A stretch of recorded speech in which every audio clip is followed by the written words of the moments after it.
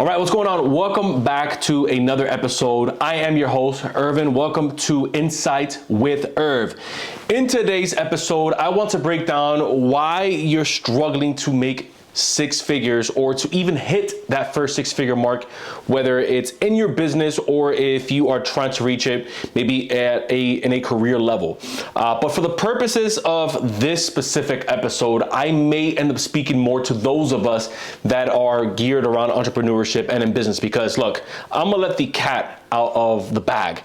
I never made six figures or my first six figures inside of corporate America. I made my six figures and I made my money, and I still make all of my money through my businesses, right? So if you're somewhere, or if you're someone that's maybe you're stuck in a specific place, or if maybe you have no idea what the heck you're doing in your business, I have 5 different really areas that I think that you should consider taking a look at if you are stuck, whether it's that first 100K, whether your goal is 250, whether your goal is $500,000, whatever that goal is. But I want to keep it as simple as possible because I think that simplicity scales and fancy fails, right? Till this day, my first $100,000 was the most, and still to this day has been the most satisfying. I've seen over $100,000 in my bank account. I've had like months where I made more in a month than I did all my life working inside of corporate America. Like, that's not a hyperbole, that's not an exaggeration, right? I made more money in a day than what I've made in a month in some instances, and nothing till this day feels as good. Like, even if someone were to tell me right now, you know, you just had a six-figure day, yeah, that would be cool, but there was something about seeing that tax return or that 1099 where it came in and it literally had over $100,000 on it, and I was like, oh my God. Well, first of all, I created a whole new tax problem that I'm okay, now we got to get a good CPA, right? Which, thank God for, you know, guys like my brother, where he's, you know, heavily involved in the tax game, and so I was able to ask him some questions. But you know, one of the things that I realized that really helped me catapult there, and I'll just share with you my experiences that I've kind of, you know, put into place with these 5 different areas, is the first one is I noticed that I lacked the skill set, and that's what was keeping me back from hitting my first six figures. And maybe you're in a spot right now where you don't have a skill set that's deemed worthy to the marketplace. Now, that's not necessarily like, I don't want you to confuse, okay, that you have no worth as an individual because you're human, I'm a human, right? I'm referring it to more as a skill set that you can exchange currency with. And so a good one is I have my videographer. He's here with me right now. I think that he has a fantastic skill set. He's able to do things on the camera. He's able to do things with the audio that like I would take hours trying to figure out. And he would come in here and like literally setting this up. There was something wrong with one of the audios. It was playing on one side and it wasn't recording on the other side. And he was like, yeah, we can just, you know, click this, click that, and that's it. We're good. You know how long that'll take me? And, you know, I consider myself someone who's pretty diligent in research, but those are just strengths that some of us have that others don't, right? And so you want to see, okay, what's a skill set that I can maybe own and maybe take to a marketplace? Maybe it's sales. Maybe you have a gift of gab, right? But I don't always like saying gift of gab because I don't think that people that could talk a lot or talk fast are good salesmen because they have issues speaking. But maybe you're good at storytelling.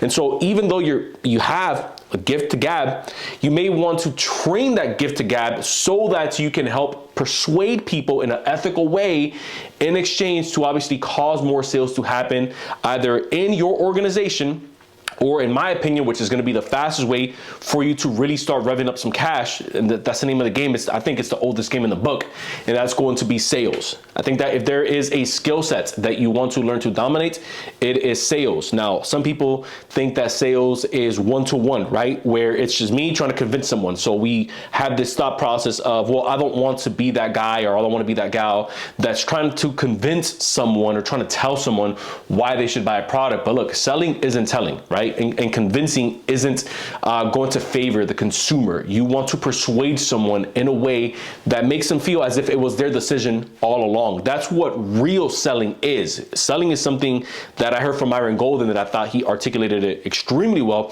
where he says, selling isn't something that we do to people, selling is something that we do for people. And I couldn't agree with that anymore, right? And so you want to get good at sales. If you don't have a product, go out and find a product or a service that you can sell for someone else in exchange for commissions. I promise you, there's never a shortage. Like, go on Indeed.com. You'll never see a shortage of companies looking for sales agents, looking for salespeople, because that is the bloodline of any business. I don't care if you're selling photography packages. I don't care if you're selling coaching programs. I don't care if you're selling medicine, prescription, like all those commercials that you see, that's just a big sales pitch. They just happen to mask it as if it's something that we need, but it's all just a big sales pitch to either get you on the phone or get you in front of a rep so that they can kind of guide you through the sales process. Second thing that I realized that, I struggled with, that was keeping me from making six figures. And again, I hope that you can find yourself in any of these or in all of them, right? But you can most likely find yourself in any one of these five. But the second one is I noticed that there was a lack of sense of direction. I didn't have much direction on the type of business that I wanted to do. Like at the time, I knew that it was real estate, but there's so many pieces to the pie with real estate that you can be an REO agent, which means that you work directly with the banks. You can be a short sale specialist. You could be a luxury agent. You can be an agent that just sells to active communities, meaning 55 plus, right? Those are like retirees. You can be a vacation home agent that just sells to people that are looking for Airbnbs. You can be a real estate agent that works just with buyers. You can be a real estate agent that works just with sellers. And so I started to notice that I started getting a lot of traction back when I was selling real estate, specifically with when I started really dealing with sellers. Now, the one cool thing that happened when I started working specifically with sellers when I sold real estate was I got a lot of like one-to-one hand combat, meaning I got really good at cold calling. Like I would dial into neighborhoods in the hundreds daily. Like it would take 1,000 dials in order to reach 100 people. But with the conversations that we had with those 100 people, I then started to learn, okay, there's really 4 different communication styles that we can learn from, which is a whole different conversation, right? But the 4 main ones is someone who maybe likes to analyze information, and those are the I have to think about it people, that they just have to analyze every single thing about every single thing. You have the drivers. Those are the people that just give me the bottom line. You have the people that they don't mind you leading the conversation, where it's like it can be 50-50. And so that person can either think to themselves, depending on how you bond with them, they can think to themselves, okay, this person was a bit overbearing, or maybe they do most of the talking. And then the 4th type of person that we deal with that I learned to deal with was the person that was just highly energetic, right? This was like the person that if you let them in a room and they know no one, they'll come out with 50 friends, like that type of person. And so when you start to realize what type of 4 people there are out there that you're selling to, you also start to identify who you are as a communicator, which leads back into the direction that I wanted to take myself and my business. And so even the ideas that I wanted to present to a marketplace. And so you start to take those moments that, like, even if I didn't make the bulk of my money there with those cold calls, the skill set that I was able to take with me as I pivoted into a new direction is a lifelong skill, which now translates into what a lot of people consider you're pretty good at speaking in front of a camera, right? So the first time I wouldn't even think that I was that good at speaking in front of a camera. And I still think that there's still obviously some wiggle room for improvements, right? I don't think that anyone's perfect, but I think that that learning curve was a lot better because we had to curate presentations before going out to speak to business owners or homeowners and homes and home buyers. And investors, by the way, in real estate. And then we also had to, or I learned to craft messages to them that would entice them to want to pick me versus maybe dealing with another agent in the market, which was the only really value prop that we could give at the time, at least one that I could think of, right? And so being able to pivot into a different direction, look, you don't have to stay somewhere. If it's like not working out, I can see how many times where, yes, I talk to people and we tell them, yes, you want to try to stay in a specific lane as long as possible, because it's better to be, an inch wide and a mile deep than a mile wide and an inch deep, because this allows you to get more depth inside of a marketplace. But if something's not working out, it could be time to pivot, especially if you've already tried the same thing 5, 10, 15, 20, 30 different variations of that thing, right? The third thing, and this is a big one, doesn't matter how many skills you have, it doesn't matter what marketplace you're in. If you have limiting beliefs, you are not going to make a lot of money. If you have limiting beliefs, you are not going to have influence over people to give you their hard-earned income, or to trust you with their investments, or to trust you with even the advice that you give. When you have a limiting belief, the way that you portray a message and the way that you carry yourself, they're going to be able to tell the difference between is this person an expert or is this person just winging it? And I can tell you, especially people that have a high BS meter, where they've been around the block a couple times, and it's most likely the people that you want to be doing business with. Those people would be able to kind of tell you out like that, especially when you're in B2B combat, business to business, right? It doesn't happen so much when it's business to consumer, unless you have some pretty savvy consumers, but when it's business to business, they can sniff it out like that. And if you're listening to this podcast, then odds are you are obviously looking to level up, because you could have been listening to anything else, but you're here locked in with me, listening to me, whether you're in a commute or whether you're at your house, or whether you're washing your clothes, or whether you're doing your dishes, or whether you're having a meal with your family or by yourself. You're obviously looking to level up. So some limiting beliefs. You don't think highly of yourself.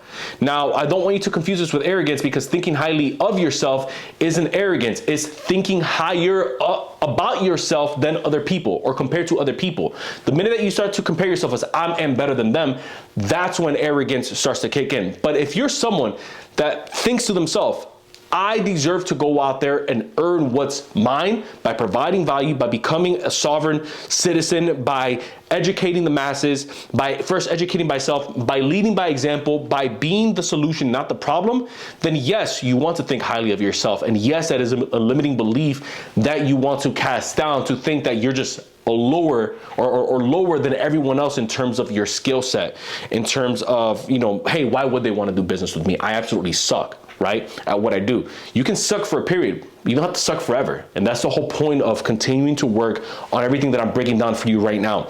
The fourth item that I have on here that I think that we really need to pay attention to, and this one took me a little bit too long to really kind of like turn the corner on, was I was thinking too small in terms of making my target $100,000. Now, I know that Charlie Munger says, and literally his quote, he says, your first $100,000 or making your first $100,000 is a bitch, right? And I 100% agree with him on that.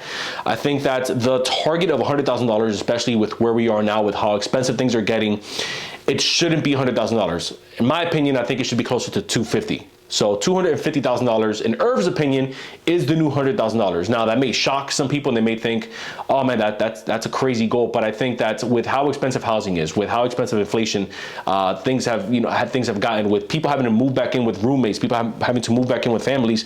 Let's be real, $100,000 doesn't go as far as it used to, let's say back in 2014, 2015, 2016, right? So that's why that target gets bumped up above $100,000. Here's the other reason why I think this.